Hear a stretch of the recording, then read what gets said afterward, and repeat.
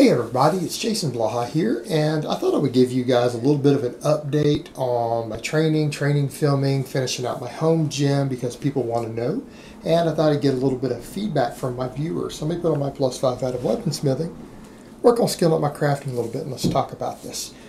So one of the things before I jump into what I'm doing with all that, I'm kind of curious how many times a week most of you guys would like me to film workouts. Obviously, even though I lift 7 days a week, filming 7 days a week because I have the Q&As and I don't want to take a Q&A spot up with a workout necessarily, although I might.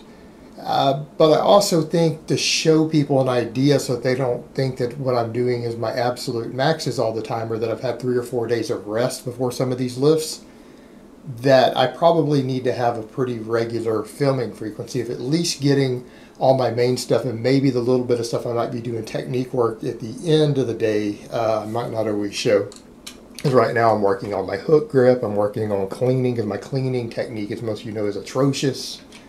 It needs a lot of work, to the point of embarrassment of putting it up on film, although I might put some of it up on film even just to kind of show that I am getting better at it at a certain point.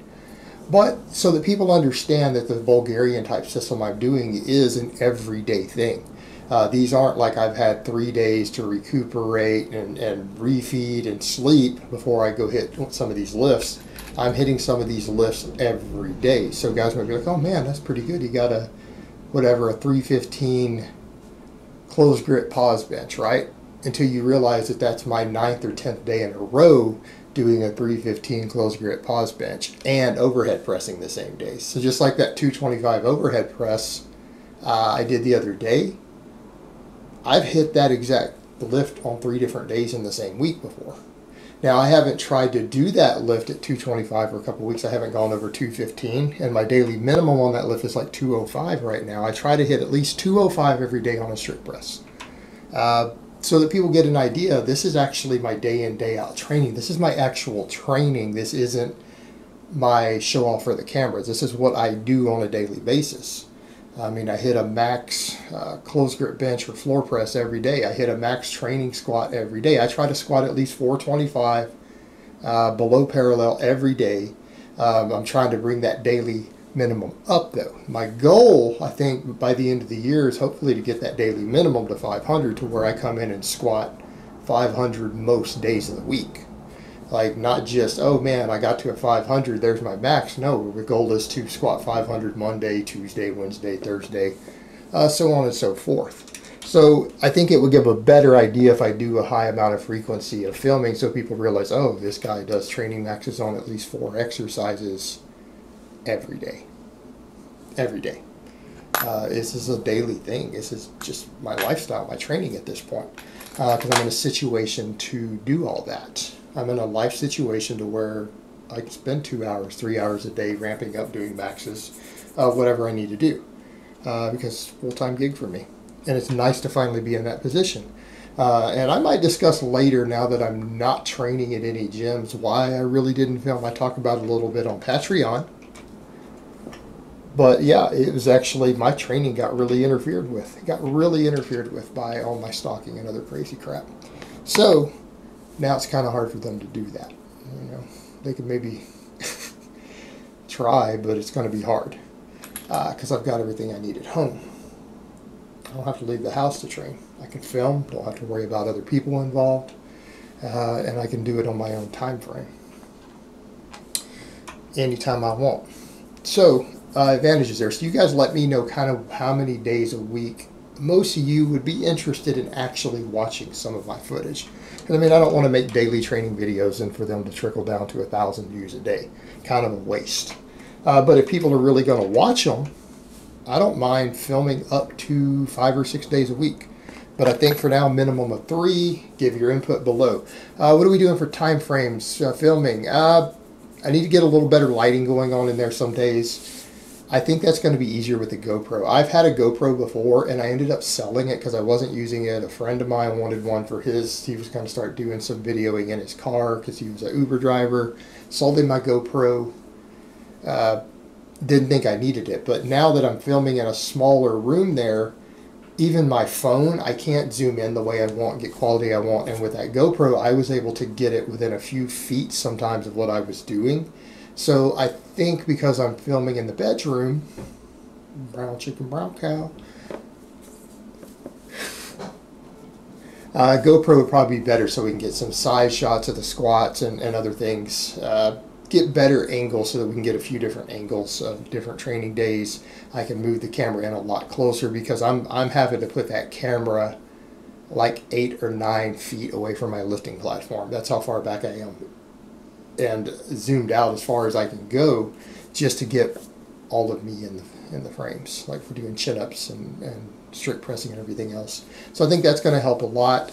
I have a GoPro. I should have it by the end of the week. It's in shipping now. I went ahead and grabbed a Hero 5 Black.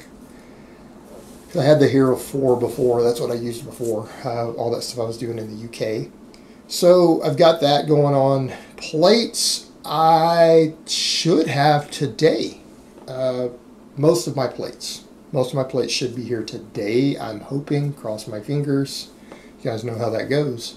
So I could be filming maybe as soon as Saturday. Some full workouts, a little better camera, everything set up. As far as the training goes, yeah, I mean, I spaced them out. I usually space them into about 2 workouts. Because I had been training at a gym before and then coming home and doing my weighted chin-ups and then some other stuff. And then I've started rotating in once I built that, doing my overhead pressing, chin-ups at home, some cleaning, working on my grip work a little bit. So I had just been doing those things. I'm not deadlifting for now. I decided to quit deadlifting. Deadlifting started to get a little fatiguing. When I started this, I was doing triples with 545 without a belt. And then once I started squatting every day, I only was able to do that for about 2 weeks, and then it started getting more difficult. So what I think I need to do, focus on my other lifts, get my hook grip down. And as long as I get decent at cleans, I keep getting strong on chin-ups, keep getting strong on squats, my deadlift will be fine. And then once I do some grip work, and I may buy some grip training stuff, because I'm of the other opinion, not only am I against straps, I think we all could stand to be a little stronger in our grip. There's no such thing as having a grip that's too strong. So yeah, get the hook grip down, do some extra grip training, and I think I could start rotating deadlifts back in, because that is a big part of the fatigue factor with the deadlift too, is the grip issue. And I think once the grip becomes easy for me, and the hook grip gets easy and I get my grip strength super strong, that'll reduce the overall fatigue itself of deadlifting, and I'll be able to rotate that in. But for now, it's mostly squatting, closed grip benching, the strict press, weighted chins, and then I'm messing, like right now this week, I'm trying to mess with some hang cleans, because that's really getting that second pull down is really a problem for me on cleans. The catch is really a problem. And it's not a flexibility issue. A lot of it has to do with my Meniere's disease, the balance difference I've experienced as a result of that. Because I've front squatted at the gym recently, I think 365, ass to grass, with a full grip. I've got it to where I don't have to hold a front squat in my fingertips. I can go ahead and grip it with my thumb around the bar, and I can set it right on top of my delts. So it's not so much the flexibility, it's the coordination for me. And the upside of that, though, is not only will the power clean make me all around better at explosiveness and strength, but I think because of my previous issues with the balance and the Meniere's and everything else, I'm hoping the power cleans will get my coordination better. It'll teach me better balance skills, things that are going to be useful to me in general. Because since I got the Meniere's, it got bad.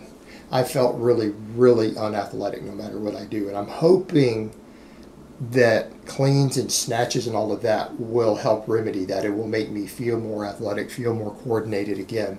So it's really multifaceted in nature, and they're just all around good exercises. I mean, I think everyone can benefit from learning things like the clean and the snatch, because again, just the general athleticism that they help you with, and they carry over to a lot of things. And for all you guys who are out there screaming about you want to get yoked, those exercises are pretty helpful for all that. So that's what I'm doing, and I just wanted to let you guys know there's what we're doing as far as time frames. So hopefully expect training footage up by next week. I wanted an idea of how often you guys want to see me film. But again, I think the high frequency is going to be important at first so that people understand I'm not coming in and spending time resting and then, oh, this is my true all-out max. This is the stuff I lift day in, day out, every day. And I occasionally take a day off.